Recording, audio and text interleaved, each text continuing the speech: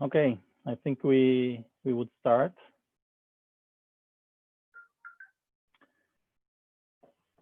So hello everybody. I'm happy to open this important webinar on business opportunities in digital development and AgTech with the European Bank for Reconstruction and Development. I'm also very happy to see many participants here with us today. My name is Eyal Medan, and I am the Director of Multilateral Development Banks Division in the Ministry of Finance. As you might know, Israel is a member of 4 MDBs, Multilateral Development Banks, which include the World Bank Group, the Inter-American Development Bank, the Asian Infrastructure Investment Bank, AIIB, and the Ebrd. I'm responsible for Israeli strategy regarding the banks, and my primary goal is to promote Israeli technologies and innovation in order to support the developing countries and to boost Israeli trade. This webinar is one of a series of events that we plan to arrange during the next year in order to enhance the familiarity of Israeli companies with the MDBs and opportunities that exist for both sides. The Ebrd is a significant player among the 39 recipient countries in Eastern Europe, Central Asia, and the Mediterranean. For reference, in 2019, the Ebrd invested a record of over 10 billion euros in more than 450 projects. It is important to note that there are several Israeli employees that are currently working at the Ebrd, and they can help and assist when needed.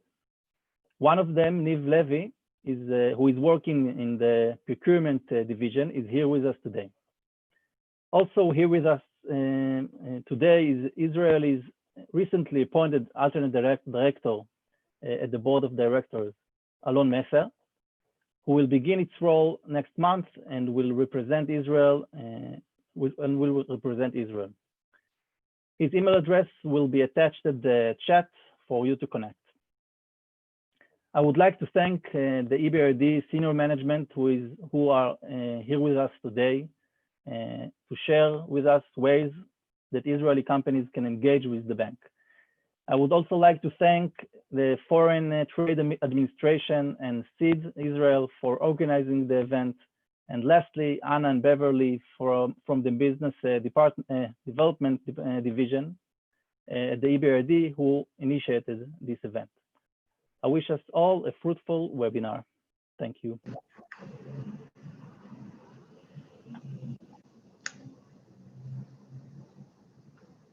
And I invite Alon to open.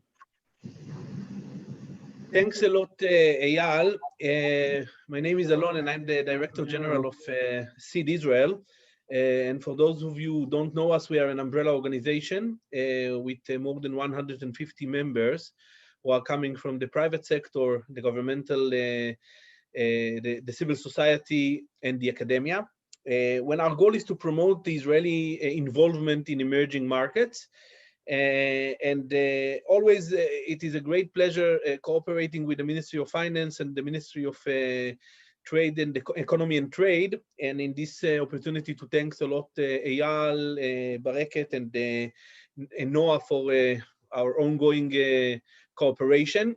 I will just briefly say that when we are putting together those events and we are presenting opportunities to the Israeli ecosystem, companies, advisors, organizations, we always need to remember that our ultimate test will be when, after presenting the opportunities, additional Israeli firms and advisors will find the way to cooperate in the frameworks of the EBRD operations. And at the end of the day, this is what we need to promote and change, to bring more and more Israelis to take part in those activities with the EBRD and with other development banks. So it will be great following such a session to get feedbacks from the participants, from the companies, from the advisors in regard missing information, or if not, always good to know that information was not missed, but basically to get some feedbacks from you, because together with the Ministry of Finance and the Ministry of Trade, we would like that those gatherings and meetings and webinars will lead at the end to practical operations on the ground. So thank you very much.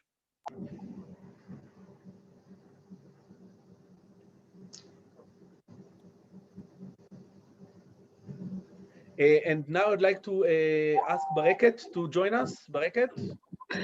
Thank you very much, Alon. Good afternoon. It is a real pleasure participating in such an intriguing discussion, tackling challenges and opportunities in emerging markets and developing fields across 3 continents and in almost 40 economies. I'm very honored to open the session on behalf of the Foreign Trade Administration at the Ministry of Economy and Industry of Israel. Evidently, we see great importance in enhancing, diversifying, and enriching the Israeli collaborations with international financial institutions in diverse geographical areas. In this regard, the plethora of projects, accumulated knowledge, and expertise presented by the EBRD place it undeniably as a great partner to whoever is interested in change and growth, goals that are of great necessity and in declining supply in momentous times such as ours. As the head of the Israeli Economic and Trade Mission to Romania and Ukraine, I have witnessed the impact of large-scale EBRD projects on the development of capital markets, sustainable infrastructure, energy efficiency and security, agricultural industrial productivity in Eastern Europe. Specifically in Romania and Ukraine, we're talking about almost 1,000 projects with the cumulative EBRD investment of almost 24 billion euros to date. Those projects could use Israeli innovative technologies and know-how. And this is exactly what we are all here for to do today, to learn more about business opportunities in the digital development and the agtech sectors.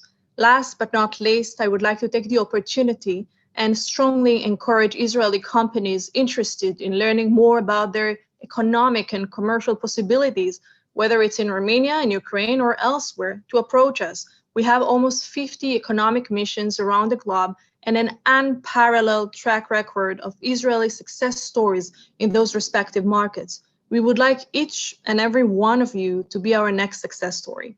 Thank you very much, Seed Israel. And I'm very much looking forward to hearing the fruitful discussion. Toda rabba. Thank you all for your warm welcome, and a special thanks to Eyal and Maria from SEED, who work hand in hand with us in delivering this event, which we hope will actually be very practical and very focused on results and helping many Israeli companies work with us. My name is Ana Drašković. I'm Business Development Director in EBRD, and I will share with you an overview of what is EBRD and how do we operate, what are the products that we have. But before I do so, I would like to introduce my colleagues who are joining me here today and to thank them for the presentations you will see shortly. So we have here Dirk Werner, who is our director in ICT, who will be discussing and sharing with you what are the opportunities in ICT sector for Israeli companies. After him, we will hear from Jelena Erker, who is a senior banker in our agribusiness team, who will share and open opportunities in agribusiness. We also have with us Ebrd, who will share our capacities in TFP, which is actually one of the key instruments in the current crisis. And it is something that we believe is going to be quite beneficial for Israeli companies.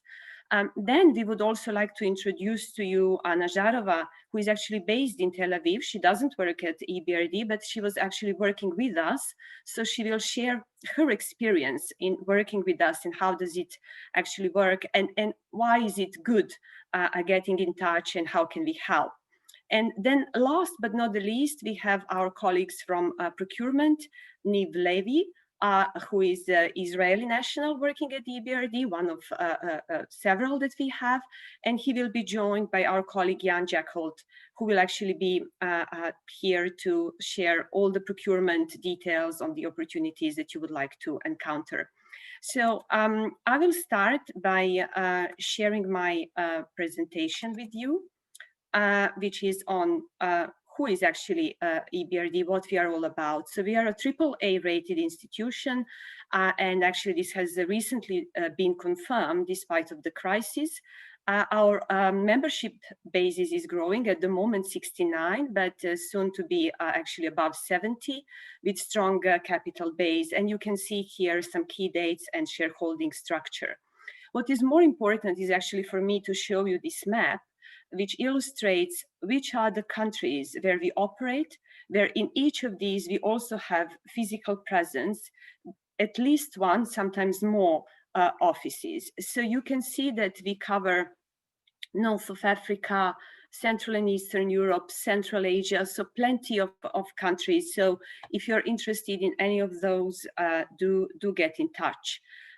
Here we have some information on our mandate. And our mandate, this is something that I would like to stress, is actually we are focusing on private sector. So unlike some other IFIs, which are mainly focused on sovereign, we look into developing private sector opportunities. And I think this is why it might be good getting in touch with us. And on my right-hand side of this slide, you can also see some top destinations when it comes to our investment.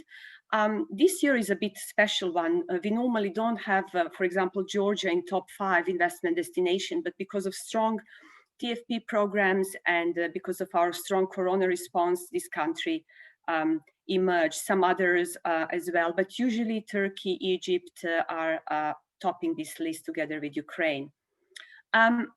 This is, I think, quite important slide for me to share, and actually I will leave the presentation with Sid so you can all have it in the end. This is an overview of our product, of the typical sizes that we can do in debt, equity, or guarantees, and then all the details in respect to terms and currencies. It is important to mention that we can offer local currency financing in most of our countries, and that our terms are usually longer than those provided by commercial banks. Some of our projects actually often have a strong donor component as well. So once you get in touch with us, we will be happy to explain in more detail anything that you may be interested in. What I would like to share with you now is just a brief overview of our joint cooperation with Israel. So Israel, as Eyal mentioned, is a founding member of the EBRD, very important contributor to our work. I'm not going to read the whole slide to you, but you can see that we had plenty of joint investments across a number of countries in different sectors, but also in trade facilitation programs. So there is a good track record of EBRD supporting Israeli companies progress and actually develop your activities across range of countries. We also offer consultancy contracts, and this is something that is going to be discussed later on through our procurement session. Last but not the least, Israel is also a donor to EBRD, supporting several of our projects with a special focus on climate and environment. This is my final slide with my details and also details of my colleague Beverly, who was working very hard to make this event happen. So you can get in touch with us for any information you may be needed going forward. And I'm now handing over to my colleague Dirk to take us to the ICT world of EBRD. Thank you very much, Anna. Good afternoon, everybody. I'm Dirk Werner. So I am responsible for our information and communication technologies business. Let me just upload this slide. So I hope you can all see it. We are a fairly small and specialized team. We're all based in London. We don't really have a practical subsector division or a geographic division. We cover essentially all of our countries out of London. But if you think about the main pillars of our business, it is number one, infrastructure-based business models. So fixed or mobile networks, data centers, towers. So basically asset-heavy companies that we can lend against and that really make up the bulk of our investments, that are also important to provide the digital infrastructure in our countries upon which application software and other companies can actually exist. We have a focus on new technologies, which is more the digital platforms, e-commerce businesses, fintech, clean tech, AI, big data. These are so smaller asset-light companies, but I suspect that is probably the focus that a lot of you will find interesting. We break out IT services separately. IT services, business process outsourcing, cloud computing, is sometimes not that easy for us to deal with. We are primarily a debt provider to the markets, although I will say a word about our equity capabilities as well, because even here on our meeting with you, I presume that equity is perhaps the more interesting product. And largely one of the key areas of the EBRD's mandate is to help companies in pre-privatizations or privatizations, because as Anna said in the original slides, we are very much private sector focused and therefore like to make the private sector more competitive, enhance competition. And there are sometimes, incumbent and government-owned enterprises that are ready for privatization, and we would help with that. Broadly speaking, we have debt and equity as our key funding products. Debt is really mostly the case for infrastructure and asset-heavy companies, as you can imagine, because of the security provided. Equity, we do more and more. It is maybe not as well known as a remit of the EBRD. We are minority investors. We co-invest preferably alongside private equity firms rather than strategic investors. Similarly to private equity firms, we have an exit horizon, so we need to understand for how long we will be a partner. But it lends itself to certain segments more than others. For example, if you look at the new technologies, one of our most successful practice in that area is actually our venture capital practice. Venture capital is embedded in the ICT team. It is a group of bankers that essentially take positions in early stage and growth companies. And I can say a little bit more about this on the next slide. But this is one of the areas that we see growing, not so much in volume. We are typically taking 1 to 10 million euros tickets in one investment. But there is a surprising breadth of companies in our countries of operations where we find interesting opportunities, specifically because larger Western venture capital firms, as you can imagine, focus on the US and the larger Western markets, and therefore size is sometimes not critical. We also provide SME credit lines. We engage in public to private structures. We have third-party guarantee programs, but also, and this is the last comment maybe on the slide, which you see under additional support, we have a very established and large technical assistance program, which comprises policy dialogue. Policy dialogue in this case means working with the regulators in our countries, help create an equal playing field, which is particularly important for new entrants in markets. Advisory in the privatization, for example, for state-run companies. Technical cooperation as well, where we help companies prepare for sales, prepare for fundraising, in the prepare them through technical due diligence, preparation of the governance structures and so forth, and procurement, on which you will hear my colleague Jack a little bit later towards the later part of this presentation. So this is essentially the whole product suite we have. I'm showing on this slide more a characterization of what we in the VC in the ICT team do. You have at the bottom our 3 core products: debt funding, where there is basically no size limitation. I think in our sector, probably 100 to 150 million euros of a debt participation is a large ticket. We do smaller tickets as well, but this is where we essentially have no size constraints. We have equity as our second product. No size constraints in theory, although this is probably more a 20 to 50 million euro ticket product. And then we have venture capital. VCIP stands for Venture Capital Investment Platform. And if you go to the vertical axis, blue is the more infrastructure heavy companies that we look at. And as you imagine, most of those companies lend themselves for debt products, a few equity as well. And on the upper left, you see the new technology, so the asset light, innovative technological companies, where we have very little debt exposure, obviously, more equity, but this is where our venture capital practice is really concentrated. So these are early stage, high growth companies that we support. They are typically founder-led businesses. So on the venture capital side, we don't co-invest with strategics. It is founder-led. We don't do seed state or pre-seed. So it needs to be an early stage company that has already revenues, that has a proven business model, if you will, but it doesn't need to be profitable. We invest together with other venture capitalists. So we are rarely, or I would actually say never, the sole investor. This applies to our equity engagements as well. We are together with market players. They validate the investment thesis for us.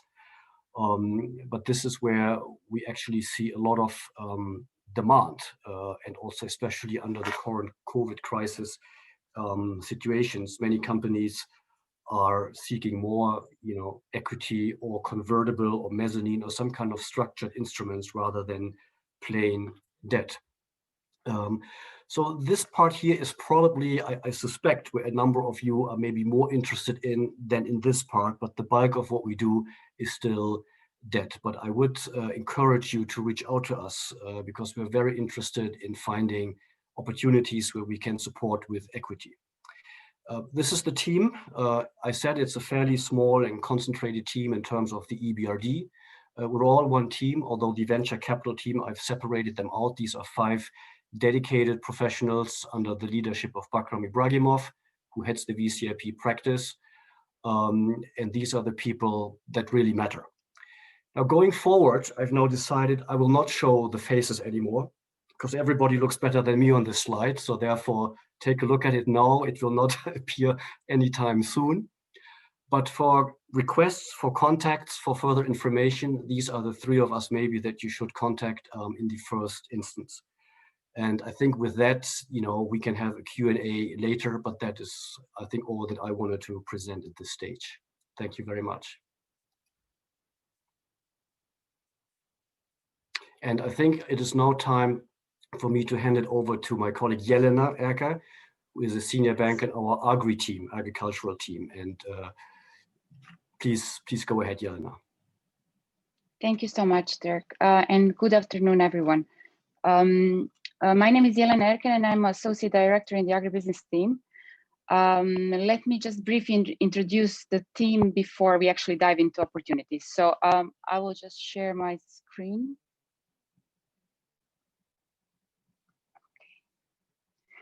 So starting from who we are the single largest private investor in our sector in most of EBRD countries that we operate in. Since the inception of the EBRD, we invested approximately 12 billion, and currently our portfolio stands at around 3 billion. We invest annually at something around 800 million over 50 or 60 projects. And what we define as agri is anything between agri-inputs farming through processing to food retail. Recently, we have started covering or kind of stepping away from only traditional what we usually call agri, and looking also into more innovative models, including agtech and as well as organic and green. So currently we are working with most of global multinationals, and at the same time we are also supporting local champions and SMEs in our countries of operations. If we look at how we can support companies, in essence, we provide, just like Dirk said before, similarly, we also do both debt and equity and anything in between. We can do acquisition financing. And as an example, I can say that, for instance, last year, we supported the joint venture between PepsiCo and Matoni in supporting them to acquire a Serbian company, Knjaz Miloš. Similarly, in the past, we provided a loan to support, for instance, Israeli Frutarom when they were expanding into our region. What distinguishes us from other financial institutions is that we can provide financing across the capital structure, and we can always do so very flexibly and tailor-made depending on what actually project needs are.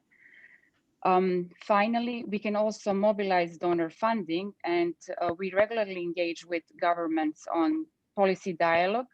For instance, we have engaged over the past years with Greece on reduction of plastics, as well as, for instance, with Moroccan government on improving olive oil traceability.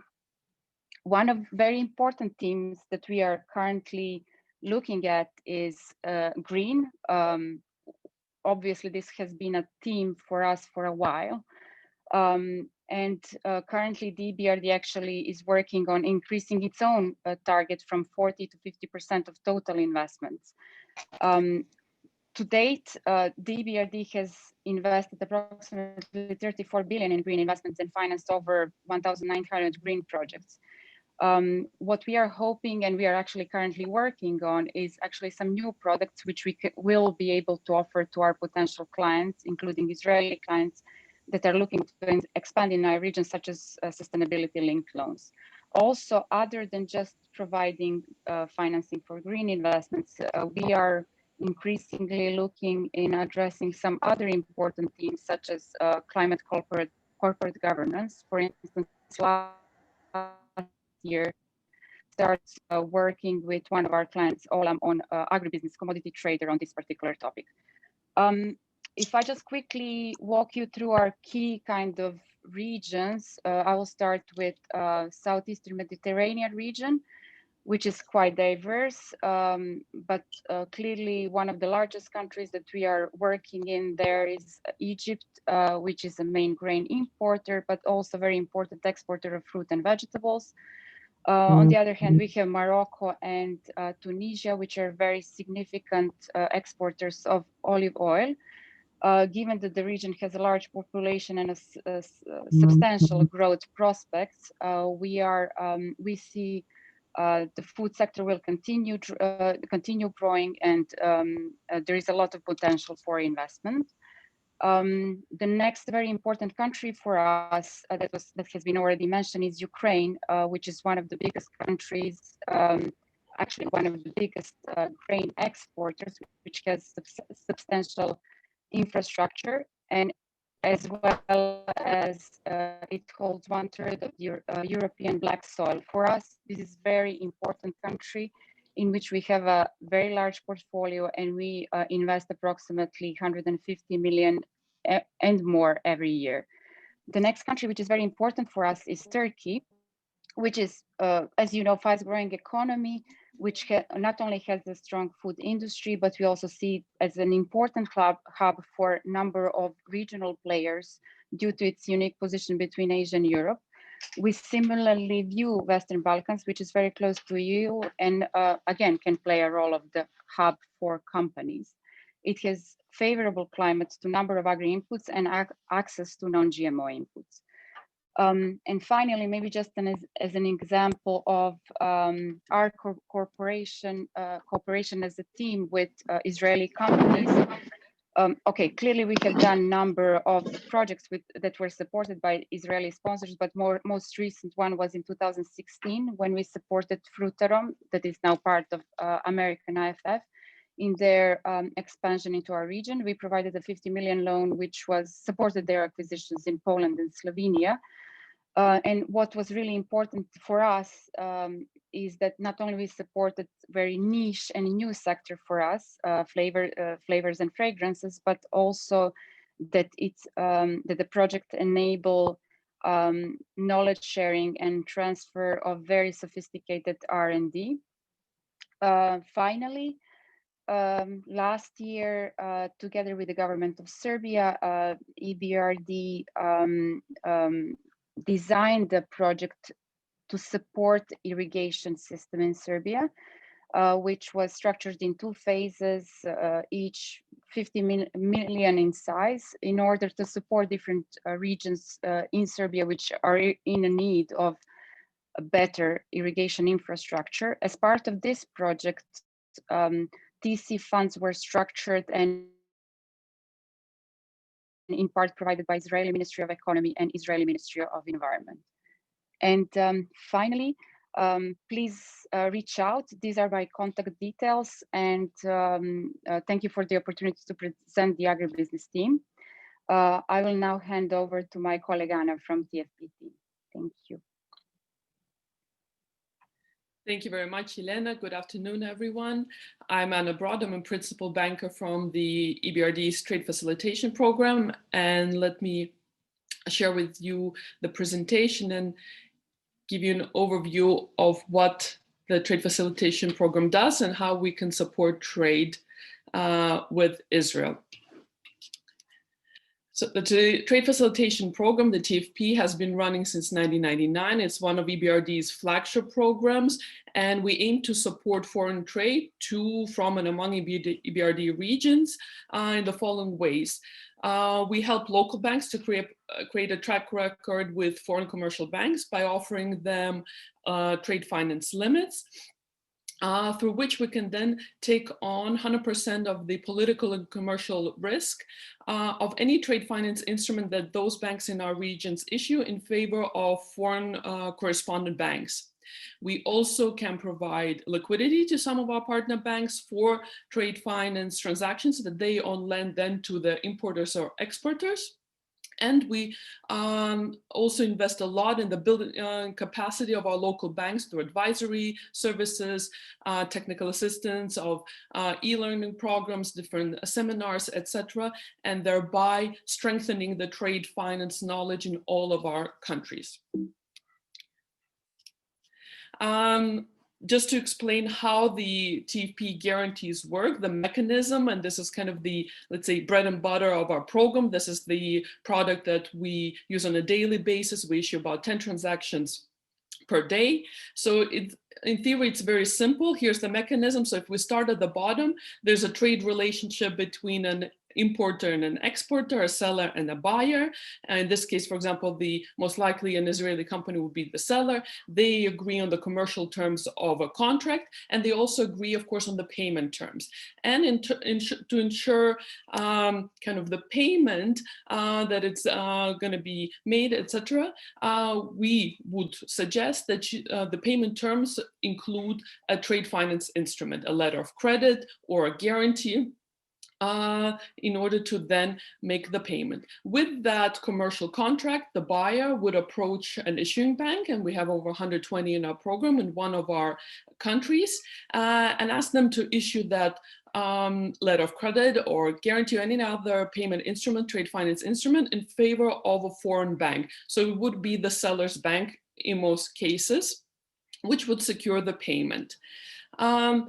The confirming bank in this case would usually say, okay, we can accept the instrument, but they may not have sufficient risk capacity to enable accepting that trade finance instrument directly. They may not have limits on a specific country or in that specific bank, or the tenor is too long or the amount is too big. And then they would need some risk mitigant, and that risk mitigant could be a guarantee from the TFP team in EBRD. So how it would work, that on the day the issuing bank issues the trade instrument to the confirming bank, which then confirms it in favor of the seller, the exporter, the issuing bank also sends an application for the EBRD guarantee, and then we issue that covering 100% of the risk to the confirming bank, enabling him to confirm the instrument to the seller and the trade to take place. what are the actual benefits? So here we would mostly focus in this presentation on the benefits for a confirming bank and for exporters. So of course, it provides 100% guarantee of payment. It also opens the possibilities to increase or further broaden the areas of cooperation or business opportunities of a potential exporter by having this risk mitigants in place, and in order them to do business with countries that previously may have seen too risky to some degree, because they know that there will be cover available. It also provides cost optimization, especially to the banks, confirming banks, which they would hopefully then pass on to the seller because of our AAA rating, and provide favorable credit terms, and in many cases longer tenors, especially if we're talking about investment good machinery, equipment, etc. Some just overview of kind of the program and how much we have done. So we've been running since 1999. Currently, we have 120 active banks that we can support in 30 regions where Ebrd is active in. We've supported since inception over 27,000 of transactions for over 22.5 now billion euros worth of trade with over 800 confirming banks. So if you look at the graph, our trade volumes have been rising every year since inception, apart from 2 dips, 2009 following the financial crisis, the global financial crisis, and in 2015, given that we stopped our operations in Russia in 2014. But since then, we've broken record after record, and we already know that in 2020, we will cross 3 billion volume of trade this year. We have also done business with Israel and supported exports from Israel, and we have 5 confirming banks in Israel that you can see on the slide, in whose favor we can issue our guarantees and then take, thereby provide a risk mitigant for any trade transaction that they confirm in favor of the seller, the exporter, and we have so far supported over 50 million worth of trade in 15 different countries of the Ebrd. So how does it work in practical terms if you're interested in using the program and getting risk cover for any export that you have in one of Ebrd's countries of operation? So you would first, of course, confirm that the buyer, your client, is in one of Ebrd's countries of operation, and that they work with one of our issuing banks. The list of issuing banks, over 120 of them currently, and the list is updated, is available on our website.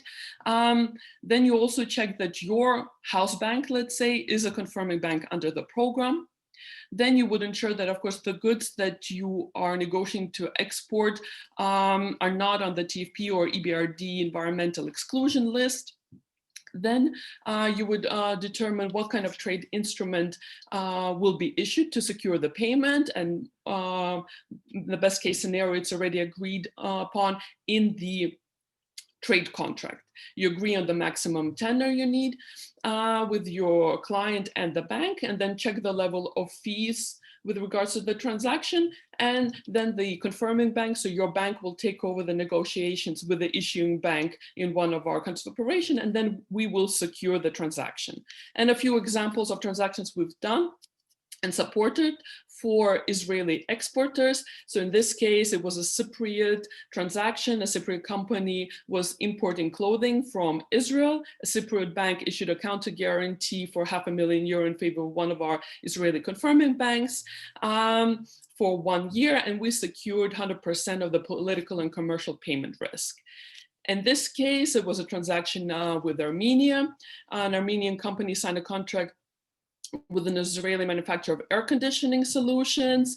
The Armenian bank issued a letter of credit on behalf of their client for $80,000, so a small amount, for an all-in tenor of 3 months in favor of an Israeli bank that confirmed that letter of credit to the beneficiary, to the exporter, and then the trade was possible to make happen with 100% cover of Ebrd.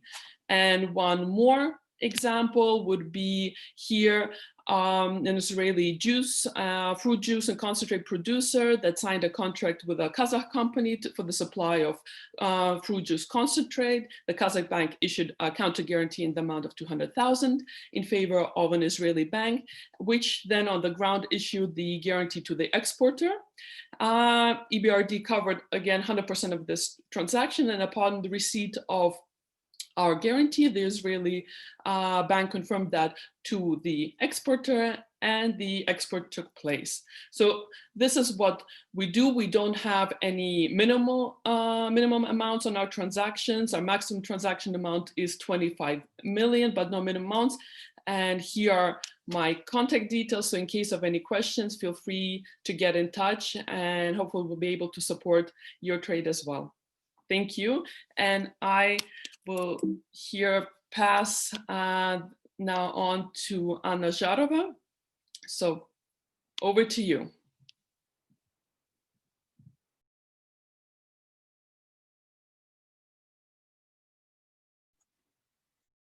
Anna, you're on mute. Yes.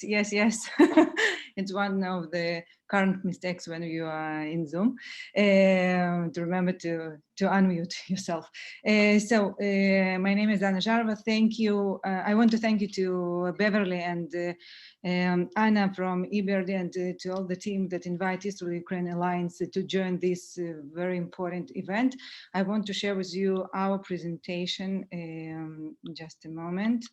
It will take a minute to upload it. You see okay, just a moment. Okay, great. So, 2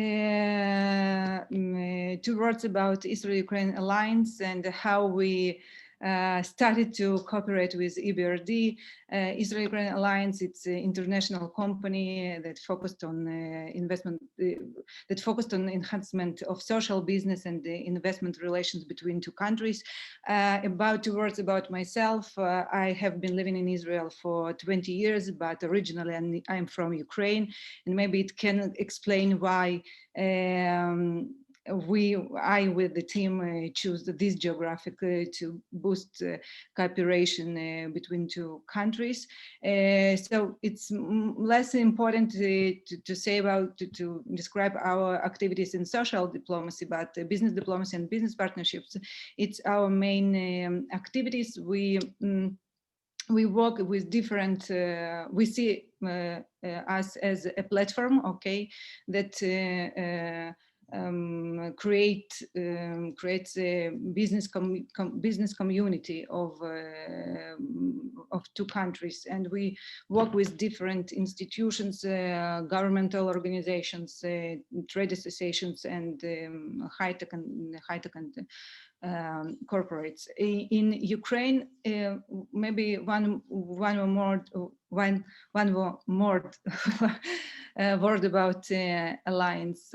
We have 3 different structures. Okay, we have NGO in Ukraine, we have a business consulting company in Israel, and as well we have signed the agreement with our strategic partner in Ukraine. It's a private equity fund, Quattro Group, that has a business incubator for Israeli startups in Ukraine, and provide the infrastructure for investments in real estate and support projects as private equity fund. So 2 words about cooperation with Ebrd and how we experienced it from our side. We started to participate in trade missions organized by Ebrd to Israel. It was in different fields: textile, food, IT, furniture industries. And after that, we really saw the possibility to join the project and to take part, okay, in organization buyers tour for Israeli companies to Ukraine. I will say two words immediately. So also what I want to say about cooperation with Ebrd, our organization got financial support and operational support in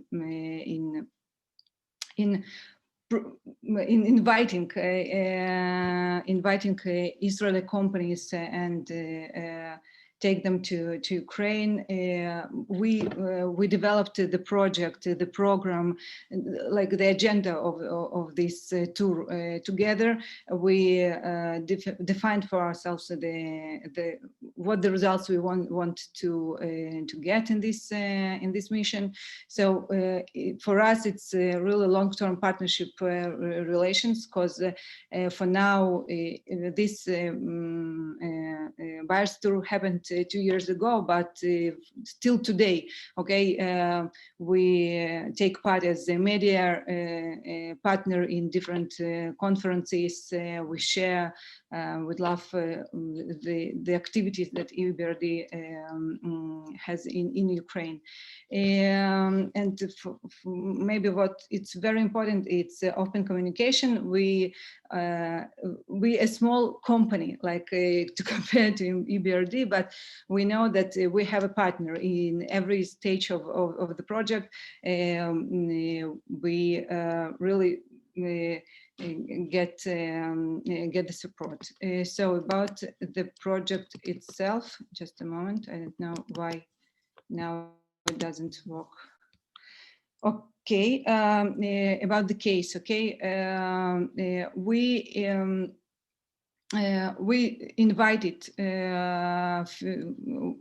we found and invited 15 Israeli companies.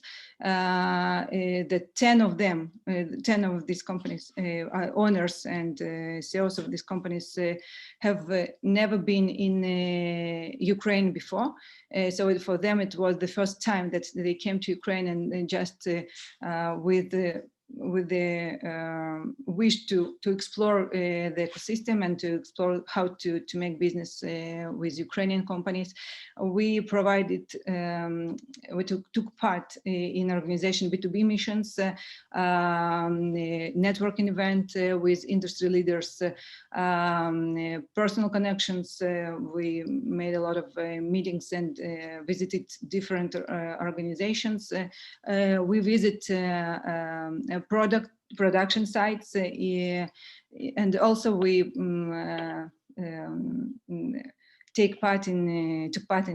attended the biggest furniture and light and decor exhibition in Ukraine. As you can understand, the buyers tour was for furniture industry. I know that the topic of this meeting is agri-tech and digital development, but still I think it's really a lot of, there are different fields, as you saw. There's different fields and different opportunities. So talking about furniture industry, several numbers, there were 15 Israeli buyers during 4 days visiting Ukraine. There were about 230 meetings, 17 Ukrainian furniture companies, and 8 contracts were signed in amount of 1,090 euros. So it's not our result, okay, but it's a result of this buyers tour, this initiative that was supported by Ebrd. But it's very important to say that we were very honored to be a part of this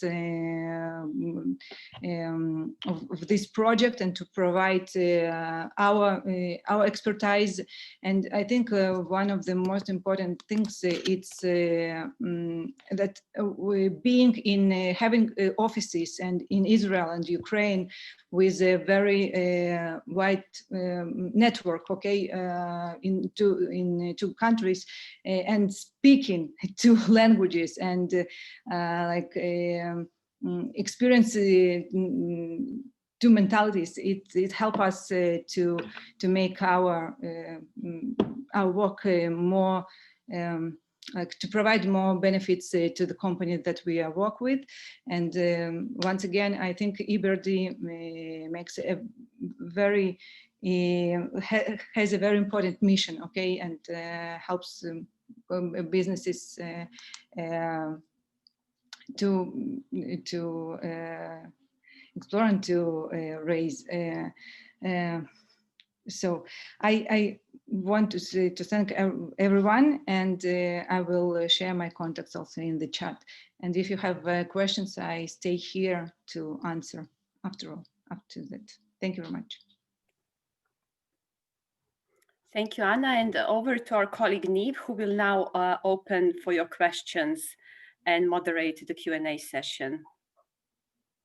Thank you very much indeed for it. שלום לכולם, צהריים טובים מקופנהגן, דנמרק.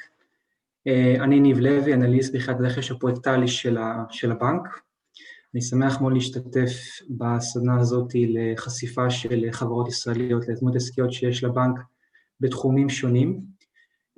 אני מלווה היום במנהל שלי ג'ק, וביחד ננסה להסיר את מסך הערפל שחלקכם יש בכל הקשור להשתתפות במכרזים שהבנק למעשה מנהל עבור קליינטים מהמגזר הציבורי, וננסה גם לתת לכם איזה שהם טיפים וכלים על מנת למקסם סיכויי זכייה והצלחה במכרזים שהבנק למעשה מייצא מדינת הקצה שלו. כמה מילים על התפקיד שלי ביחידה. התפקיד שלי בעצם מתחיל לכמה פונקציות עיקריות. הפונקציה הראשונה למעשה זה ליווי של קליינטים. אני למעשה חלק מצוות יותר גדול בעצם מלווה קליינטים בכל הקשור לתכנון של מכרזים, ניהול שלהם, בחינה של מועמדות שאנחנו בעצם מקבלים מכל מיני קבלנים, וגם יישום של הפרויקטים בשטח. אני גם שותף בכל מיני תהליכים של דיגיטציה שהיחידה שלי מנהלת גם באיברדי ומחוץ לו, על מנת להנגיש מידע בצורה יותר מיטבית עבור חברות במדינות שונות, וגם עבור קולגות שלנו בארגונים אחרים בעולם. ואני גם למעשה שותף בצוות שמתעסק עם דיאלוג עם מדינות הקצה שלנו, על מנת ליישם רפורמות בתחום של רכש ממשלתי. אנחנו כרגע מנהלים פרויקטים דומים כאלה במדינות כמו אלבניה וסרביה. אז לפני שאני בעצם ניגש להתחיל את ה-Q&A שלנו, אני אגיד כמה מילים על עצמי בצורה יותר פרסונלית. כמו שאמרתי, קוראים לי ניב, אני במקום מושב שתולים ליד אשדוד. יש לי תואר ראשון בלימודים גלובליים, עם התמקדות בשווקים מתעוררים באוניברסיטת ליידן בהולנד, ותואר שני בכלכלה פוליטית באוניברסיטת אמסטרדם, שגם היא בהולנד. במהלך הלימודים שלי ביליתי קצת זמן בעולם המתפתח, ביליתי סמסטר במרוקו, שם למעשה ניהלתי איזשהו מחקר אנתרופולוגי שהיה מאוד מעניין. לפני שהצטרפתי לבנק ב-2019 דרך תוכנית אנליסטים של משרד האוצר, תפקדתי בתור יועץ במכון המחקר של האוניברסיטה שלי, בפרויקטים שבעצם ניהלנו עבור קליינטים במגזר הציבורי והממשלתי במערב אירופה, ולאחר מכן עברתי לבריסל, בלגיה, באמת לעבוד בנציבות האירופית, במנהלת סחר עולמי, בכל הקשור לחקירות היטלי היצף, אנטי-דמפינג, אנטי-ישראל קונבנשן, ולאחר מכן למעשה הצטרפתי ל-Ebrd. אז לפני שאני אעבור ל-Q&A, אני רק אגיד שאתם יכולים לשאול את השאלות שלכם בכל נושא שאתם תרצו בצ'אט סקשן, שנוכל באמת להכווין את זה לאנשים הנכונים, ואני כרגע אעבור לאנגלית על מנת שנוכל להתחיל את זה בצורה מיטבית. Okay, so that was a Hebrew crash course to all the non-Hebrew speakers that we have in the audience today. So I think we have got a few questions about the presentations given so far. Let me just check and see what we can address first. So just to let you know, we will have another informal presentation with a Q&A session on project procurement that me and my manager Jack will organize in 20 minutes time. So I would prefer to address those questions then to make sure we have adequate amount of time for questions about ICT, trade facilitation program, and agribusiness. So I think, Anna, the first question I see here from the audience basically ask about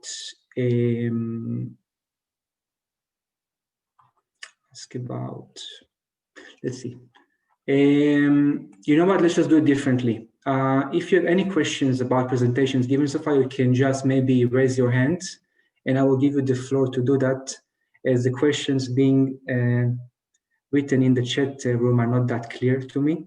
So maybe if I can just take an answer to one of the questions that we hear very often, which is basically what are the terms of your loans? And we hear this very often. Yes, exactly. And here I just thought, before we go into individual Q&A, I maybe can just address this because that goes across all sectors. We don't have standard terms, if you will. We are basically a bank that adheres to market terms, i.e. we will not beat commercial banks on their turf. We are not supposed to be subsidized. We are not cheaper than other banks in the market. Which means for each project that we finance, we basically market test and benchmark our terms on the debt side. Where we do come out differently is, of course, that we in most of our countries can offer longer tenors. We have many countries where it's difficult for companies to get bilateral loans more than 2 or 3 years duration, and we can do 6, 7 years. So I think this is something where we are competitive. Jelena mentioned that before, we can fund across the entire balance sheet. So we can go from senior debt, subordinated debt, mezzanine, PIK, equity. So we have a structuring flexibility, which most commercial banks don't have.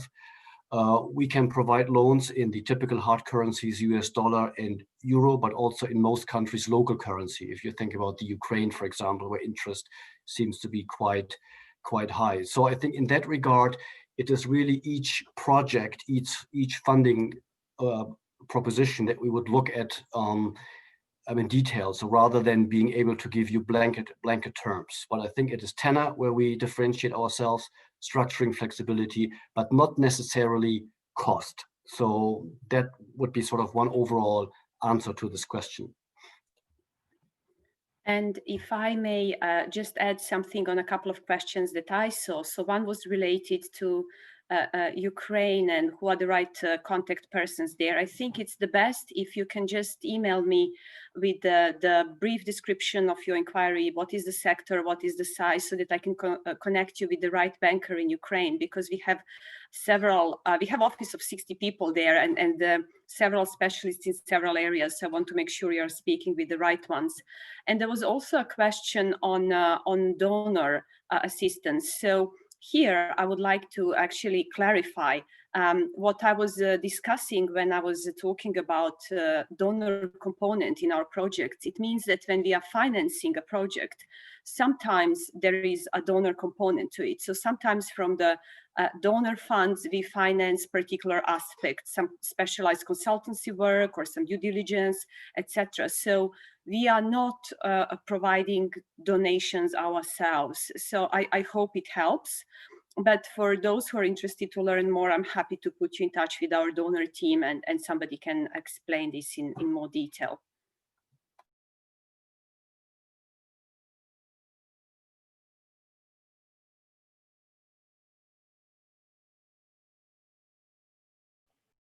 Maybe you're on mute, I think. Okay, I see we got another question now from our audience.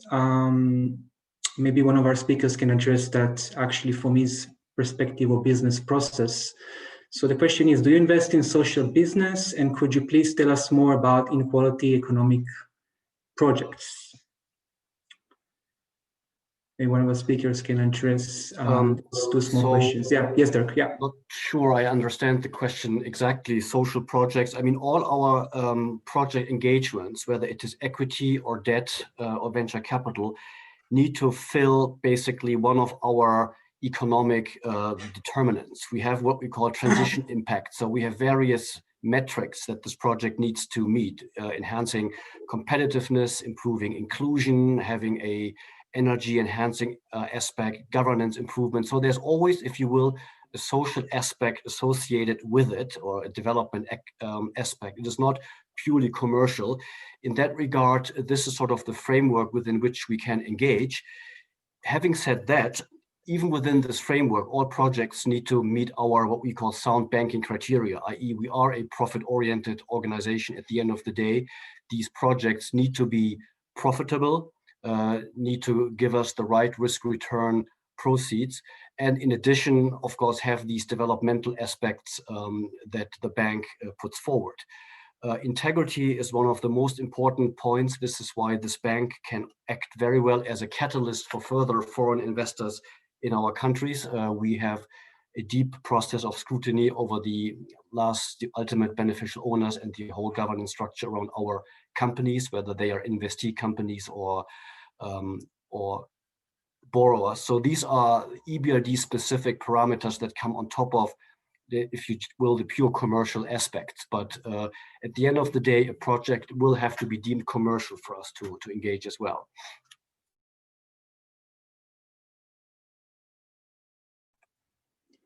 Yes. A few more questions that were raised about participation in EBRD tenders.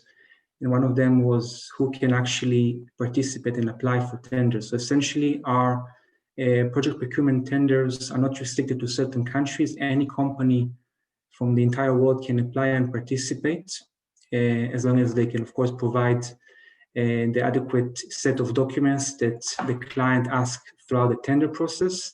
And we have our e-procurement system that we currently manage the majority of our tenders, which is called ESAP, through which you can actually get access to those opportunities and apply for certain tenders. In that system, you can, of course, upload the documentation, get clarification requests from the client, and basically have an engagement with us and the client throughout the entire tender process until contract signing. I will share a link to that system in the chat section so you can access it in your free time, register, and basically be exposed to all the tender opportunities that we at the EBRD basically manage with our clients in our operation countries.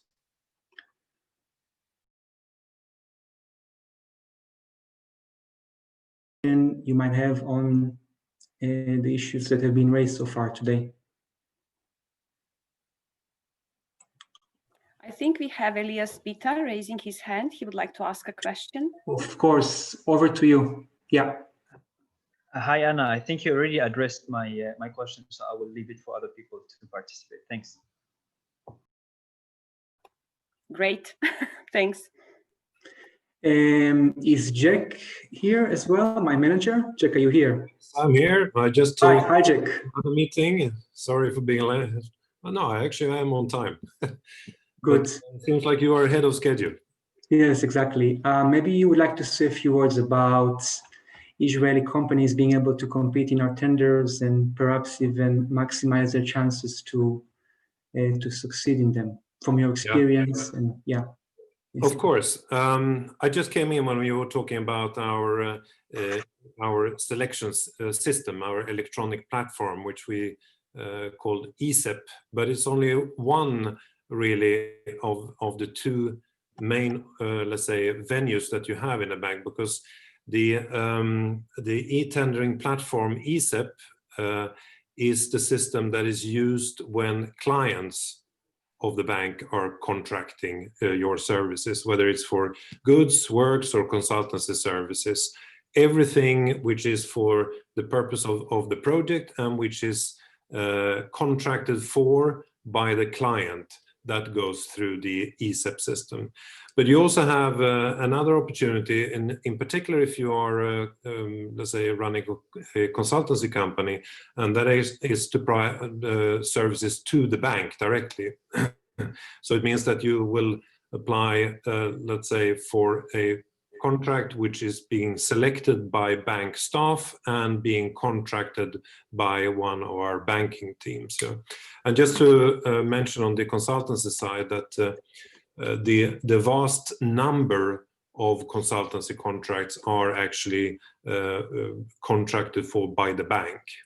And it is roughly in the region about 3,500 to 4,000 contracts a year. On the client side, it is far less, but normally those contracts tends to be a little bit larger, because those contracts are related to project implementation, and they are, let's say, very often things like project implementation support, supervisory service under rather large construction contracts, which we are providing financing to. So they tend to be on the larger side, but they are not as many. So on that side, we talk about roughly about 200 contracts a year. Yeah? And that is probably should be put in sort of the context also of how many contracts overall that are placed by our clients. And I think it's very important to, I'm sure it's been pointed out before here during this meeting, that we are a project financing bank. And if you compare us with, let's say, the likes of the World Bank, which we know that they are financing hundreds of thousands of contracts which are placed by their clients. In our case, we are obviously much smaller, but nevertheless very interesting from a both consultancy and construction and goods point of view, because the contracts that we are financing are fairly large. But the majority of the contracts that we are financing are actually works contracts. And overall, if you look at the statistics, we roughly support our clients with financing of in the region of 300 to 350 goods and works contracts during a year. And then you add another, let's say, up to 200 maybe consultancy contracts. And the value of the goods and works, it's roughly about 2.5 billion a year. So if you make a simple divider there, you realize that these contracts are normally quite substantial. Yeah? So there is definitely excellent opportunities to participate in any one of these contracts. And the good thing with being a smaller bank, which is also a project financing bank, is that we know from the outset of the project exactly which contracts we are destined to provide financing for. That means that we can also do very good forecasting. And this forecasting we try to share with you who represent the market to make sure that you have an opportunity to prepare yourself and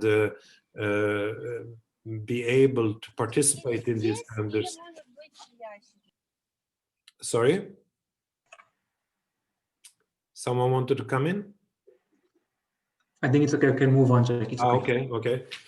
So if you go into our website and look at the project procurement, you will find that there is a project pipeline.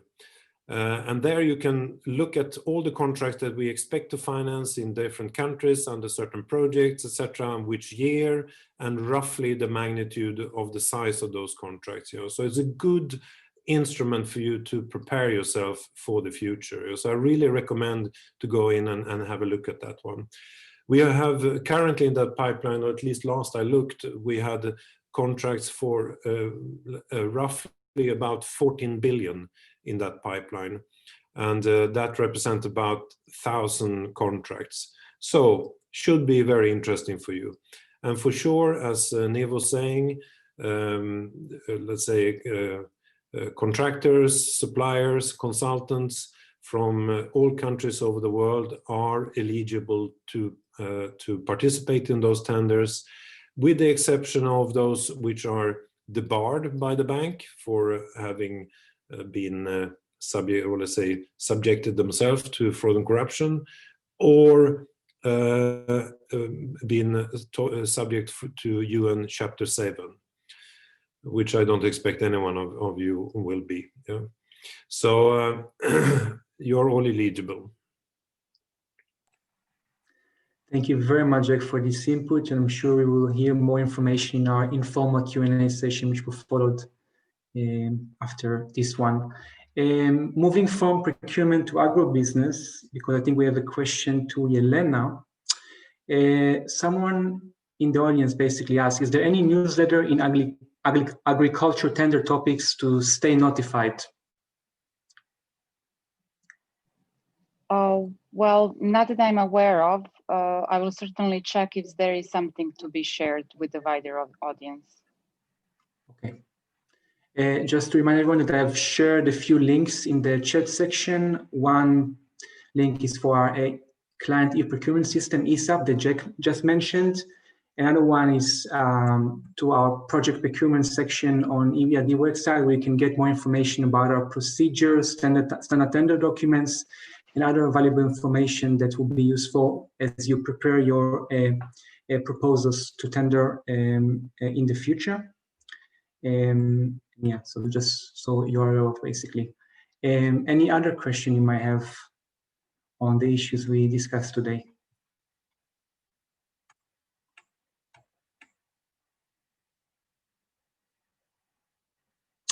Maybe a member of our trade facilitation program can advise Israeli companies how they can basically maximize their chances to participate in TFP-related projects, and by that create a marketplace for other Israeli companies to be involved in the future, basically. Sure, thanks, Nev. I mean, basically, it does start with you discussing any possibilities with your clients, potential buyers of your goods, structuring the contracts, and then approaching your bank. So there is a list of Israeli confirming banks in the presentation I showed. It's also available on the website, and I just shared the link to it in the chat.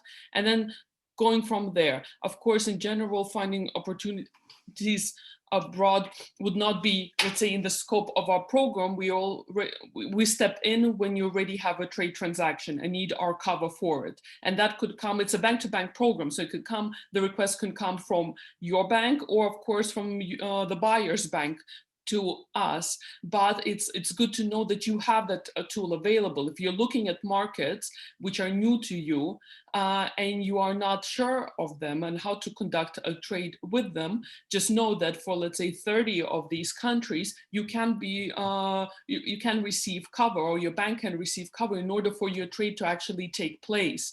And likewise with the other products that Ebrd provides, it's also about providing longer tenors than a commercial bank would be able to do without our guarantee, or bigger amounts, etc. So this is kind of, those would be the benefits really, is for you to being able to conduct business in economies where you were not ready to take on the risk. Potentially, you know, if you're working on open account, advance payment, you would know how the transaction would actually be secured. You would know that here, okay, if we go into these markets, there's a tool available and we can be paid, and our bank can receive that cover in order to pay us. That's very clear, Anna. Thank you very much for this information. I encourage more participants to post their question in the chat booth, as we're having this opportunity that you can actually acquire information, increase your chances to be involved in the business of the bank, and by that also potentially create joint ventures and tender for much bigger contracts or opportunities. So please do use this opportunity to ask questions. I encourage all of you. Okay, Jack, one for you now. In the domain of procurement, how does one become consultant for the bank?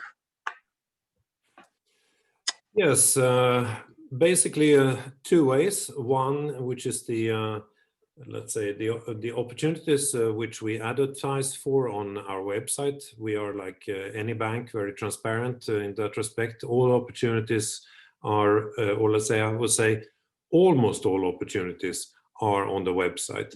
And those who are not on the website are normally the small consultancy assignments, those which are maybe under 75,000 euro.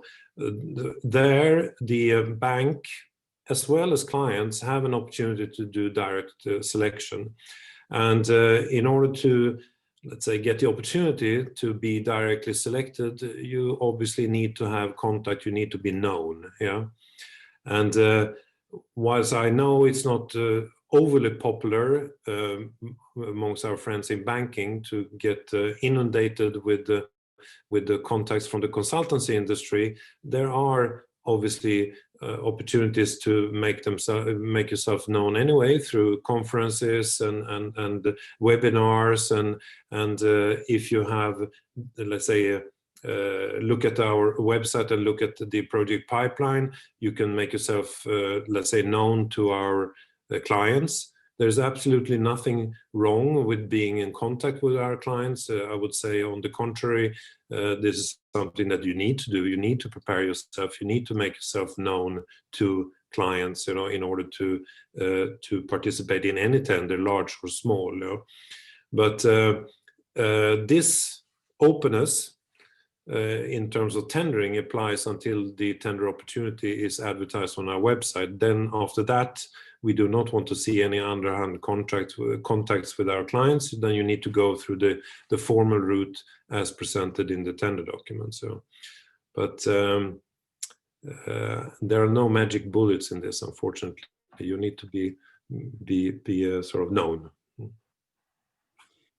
Yes, indeed, Jack. And one more question that was raised again regarding a procurement issue. And I was just wondering, Jack, if you could spare us a few moments or minutes to discuss the debriefing mechanism. So how basically participant can get feedback if the proposal has failed. How does the process go, and what does debriefing actually mean in that context?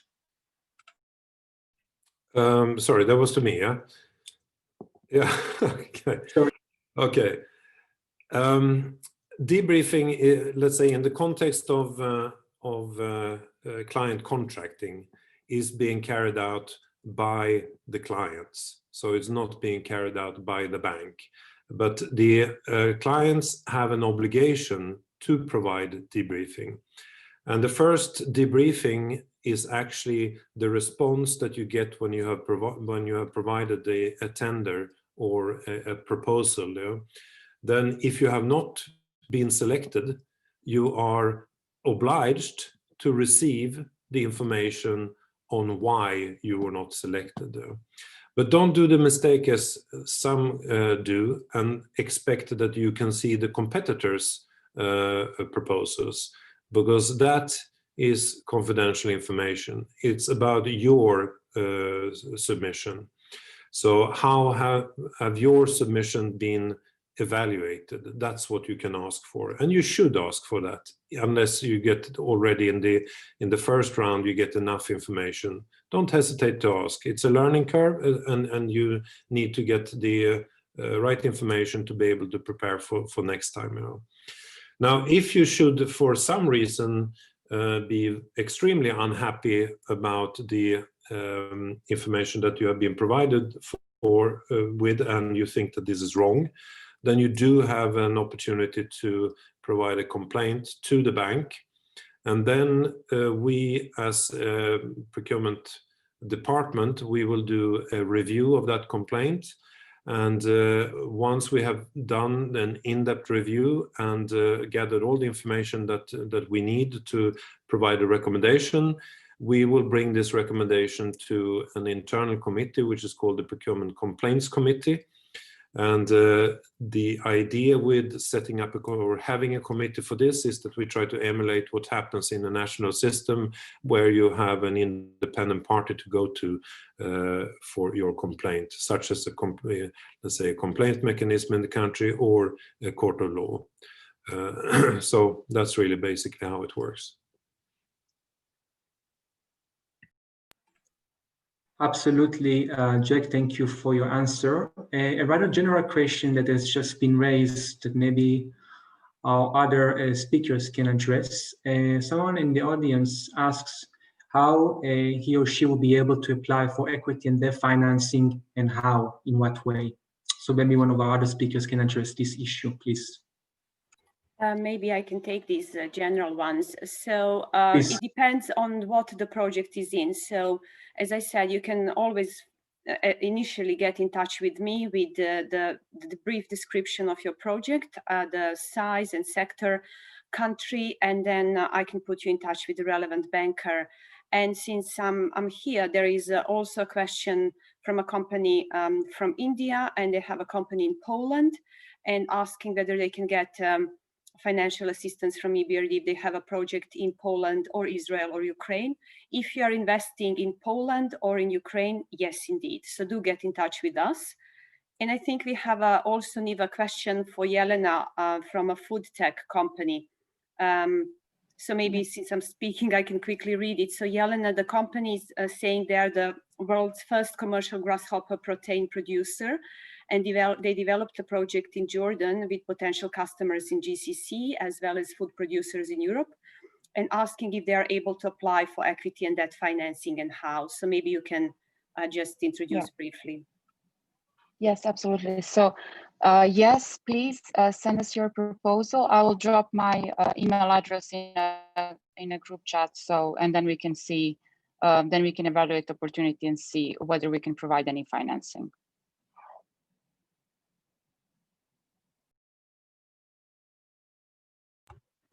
Right, I think our formal Q&A session is just over according to our schedule. I would like to thank all of you for your participation and active questions, and I hope that this session has been really helpful for you.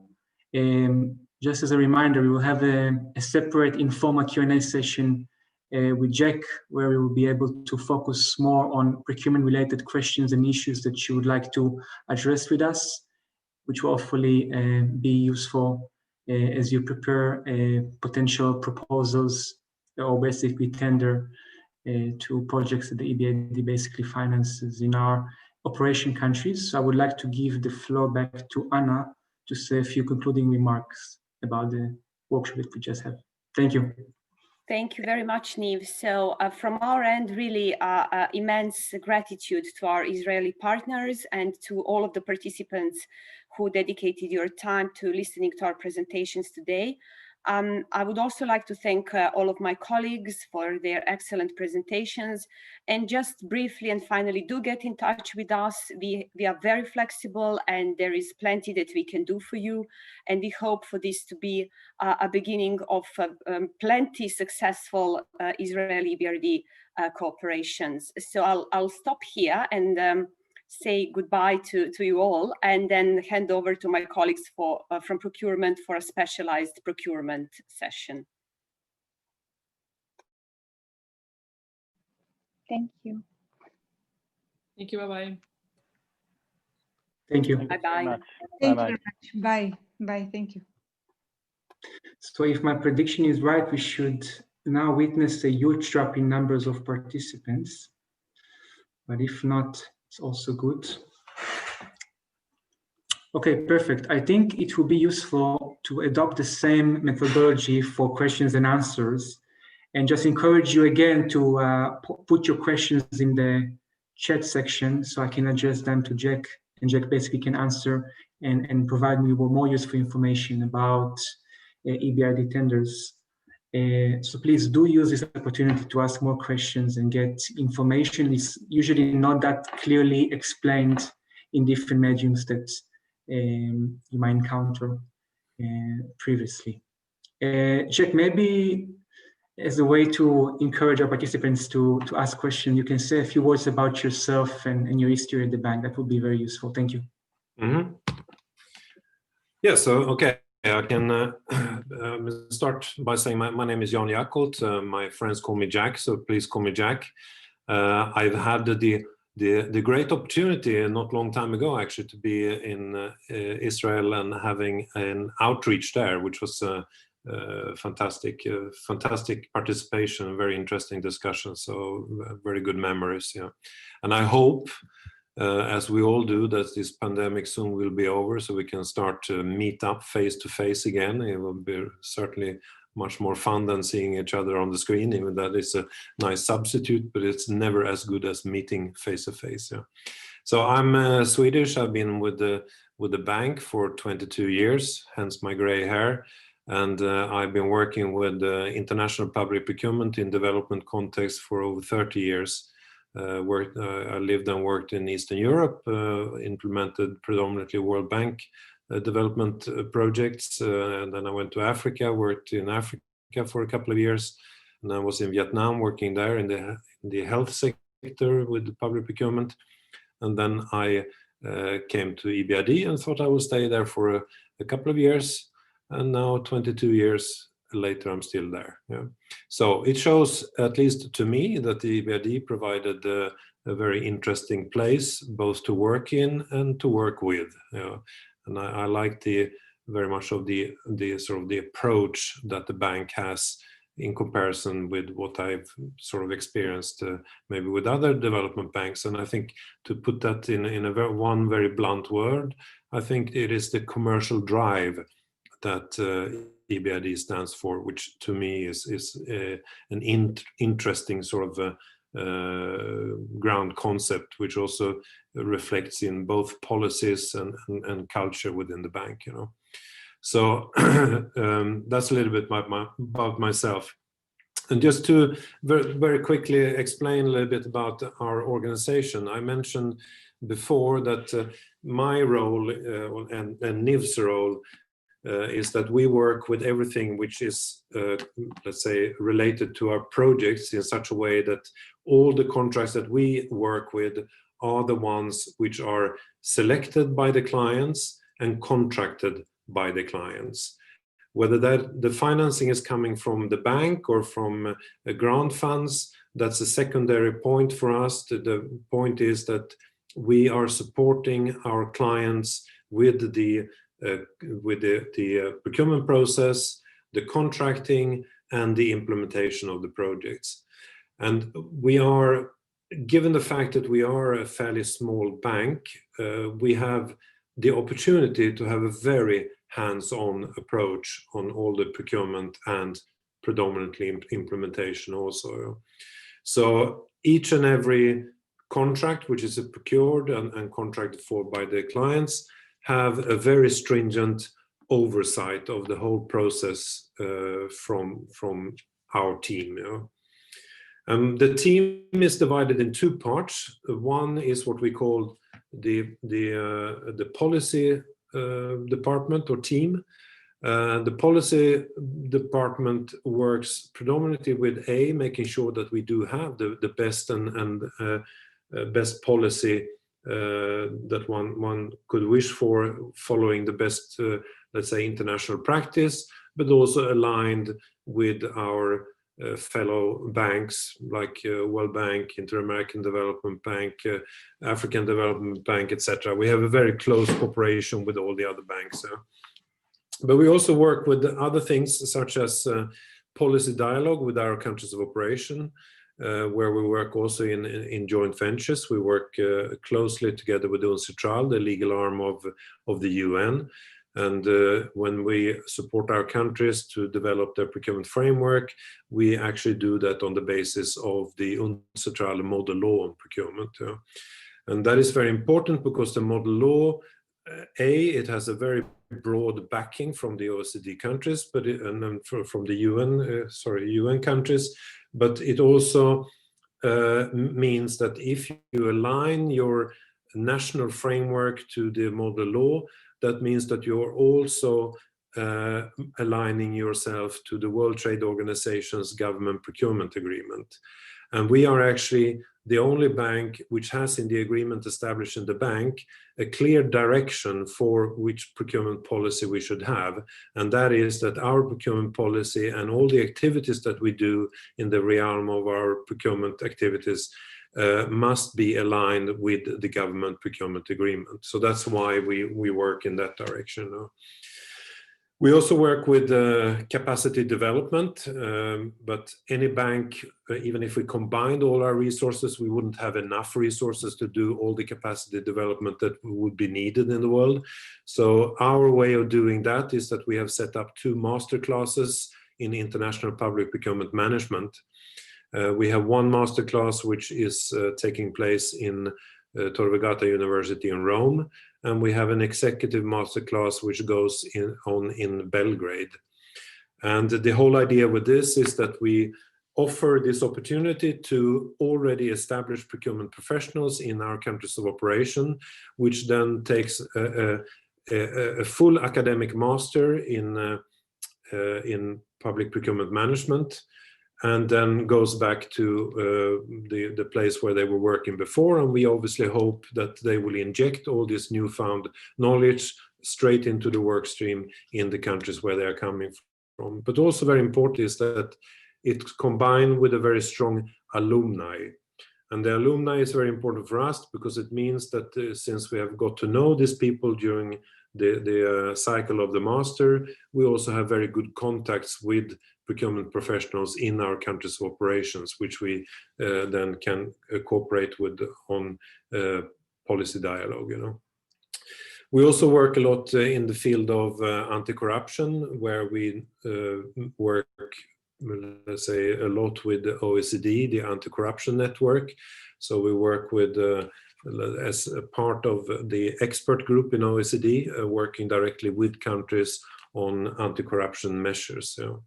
So that's a bit of what we do in the policy department. And then we have which is the larger group of procurement policy and advisory department, that's the implementation support.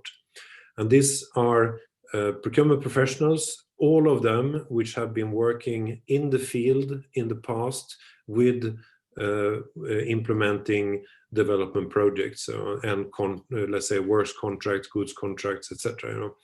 And then they come to the bank, and their sole task is to ensure that they provide the best advice to bankers in setting up the projects, but also working with our clients throughout the project implementation. And as I said before, each and every contract that we are providing financing to has a direct oversight by a procurement specialist in our implementation team. You know. So that's a little bit in sort of in the large picture of how we operate. Don't know, Niv, if there's any question which has been raised during when I've been talking. Not yet. First of all, thank you, Jack, for this explanation. It's always good to be reminded of the multi-dimensional orientation of our department.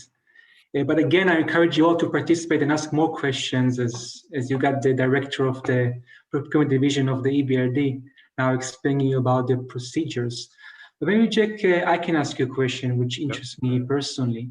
So given the clear implications of COVID-19 on contract planning, implementation, and management, what sort of the key consideration you think Israeli companies should take while they actually prepare proposals to tender for Ebrd project, essentially, in countries which they've never worked before? Very good question.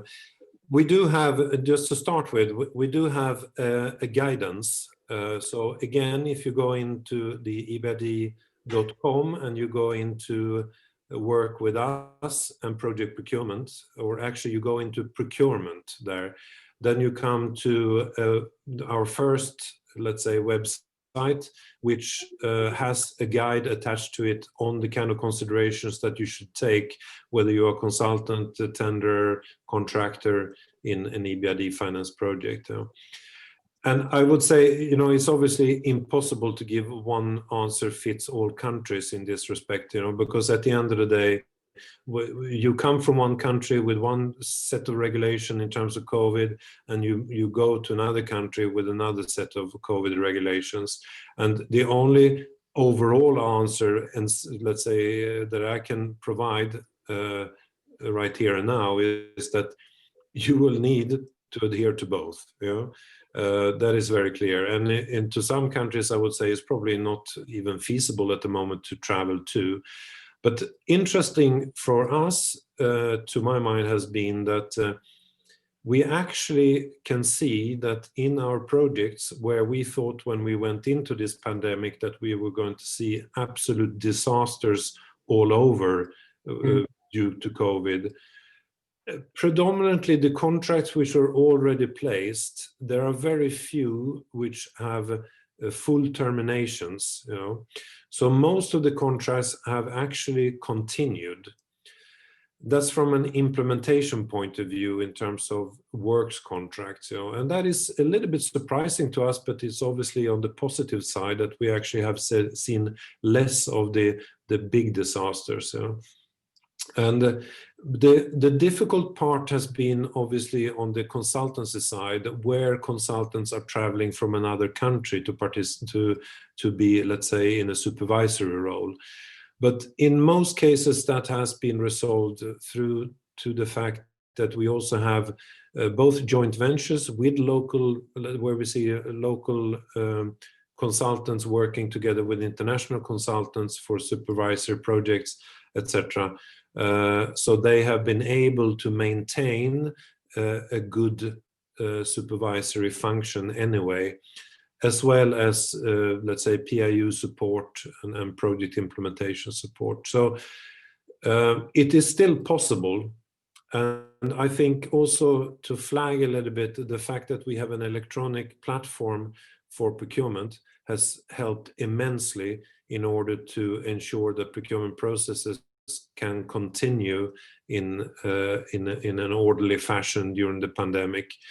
The need for, let's say, direct physical contact in the electronic, let's say, platform is substantially less than when delivering, let's say, your proposals by hand or courier, etc., all over the world. So it has helped a lot.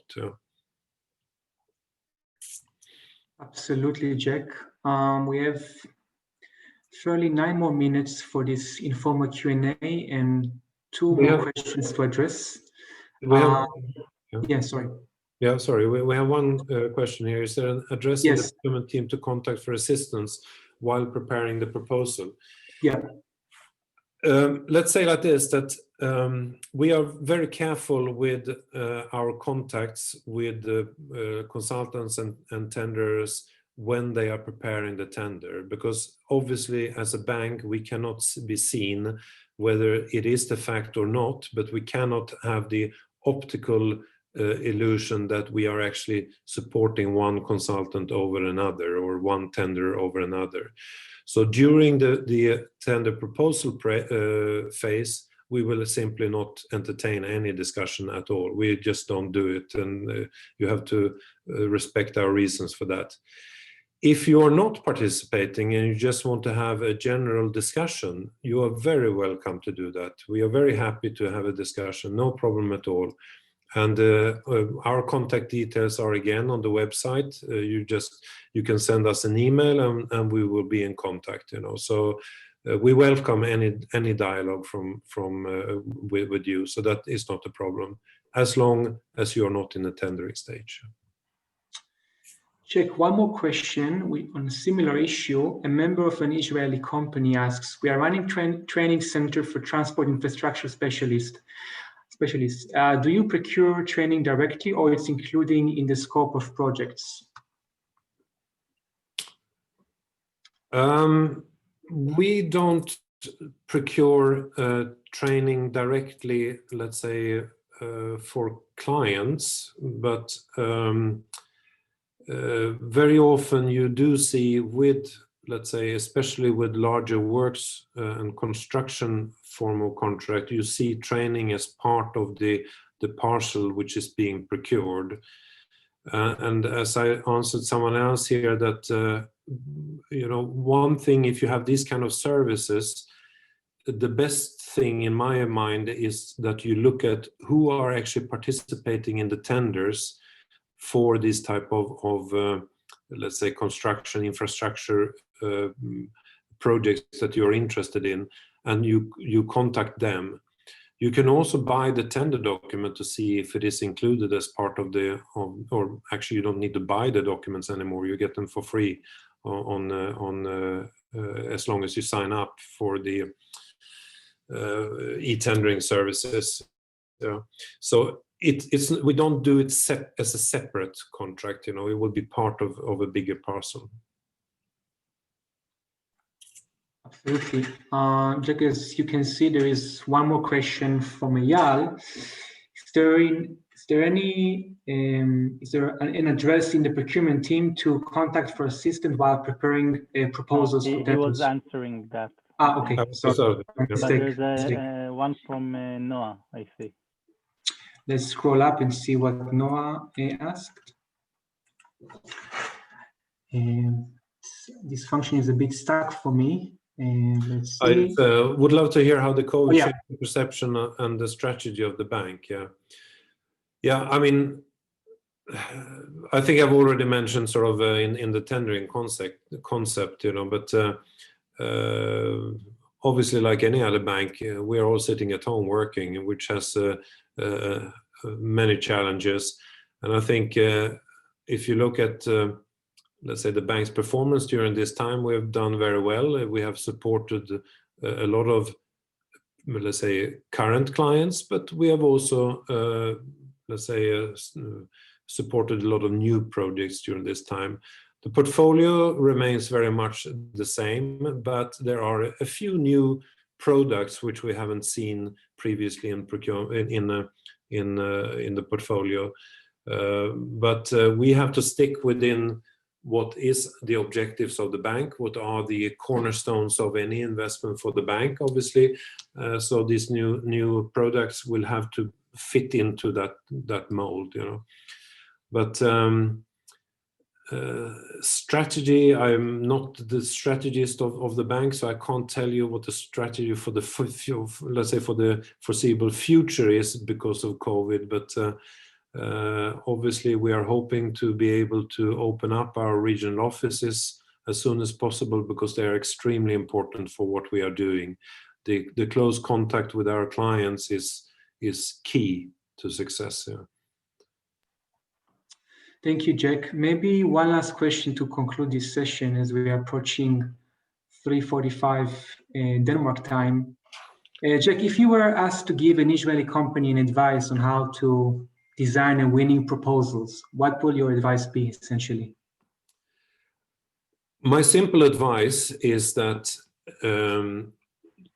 only, let's say, answer the question as they are put. And my point here is that many companies that are, you know, in the forefront of development within their special technical area, or they are in the forefront of their expertise, have a tendency of over-engineering their proposals.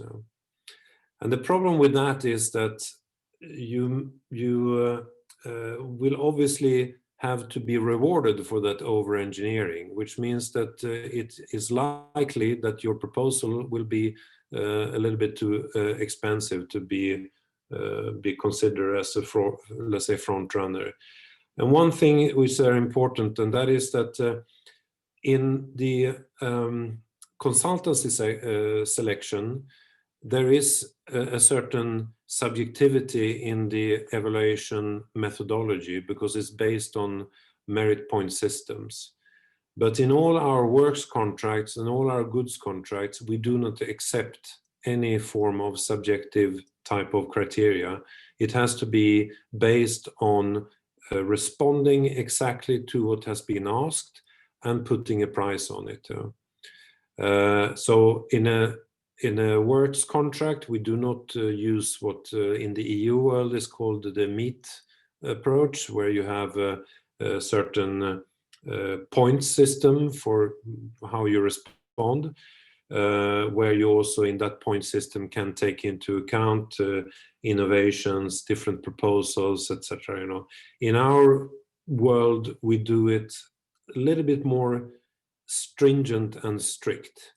And there is a very good reason for that, because you also have to remember that those countries where you are expecting to work in, unfortunately belongs to the most corrupt countries in the world. And we need to ensure as much as possible that our processes takes out the factor of corruption as much as possible. And that's why we are providing a very stringent process with a very stringent oversight. And that is very important to remember. So I would say, read the expectations in the tender documents and answer them to the best of your ability, but don't go beyond that. There is no point with that. Bring the best proposal. Now, that is for a single stage process. If you have a two-stage process, that means that, or a multi-stage process, where you are actually encouraged to come in with technical proposal before you have a financial offer on the table, then you can engage in more dialogue, and you can engage in providing more innovative proposals. But that is for the multi-stage process, and it's very important to make a very clear distinction on that. And the clear distinction is The moment you have money on the table, meaning the money which is in your proposal, there is no room for discussion. You either meet the requirements or you don't. But if you don't have money on the table, then you can discuss. Very clear, Jack. Indeed, the devil is in the details. Any other question before we close the floor for questions this time? If not, I hope this informal session has been very useful for you, and it will actually encourage you to prepare more proposals and participate in the tenders that we finance in operation countries.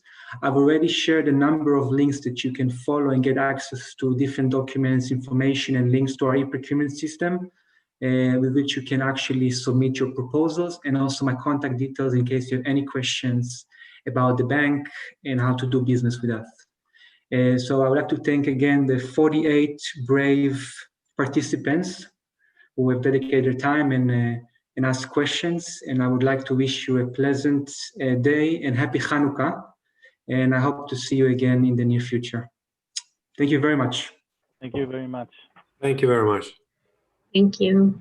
Thank you. Thank you. Thank you.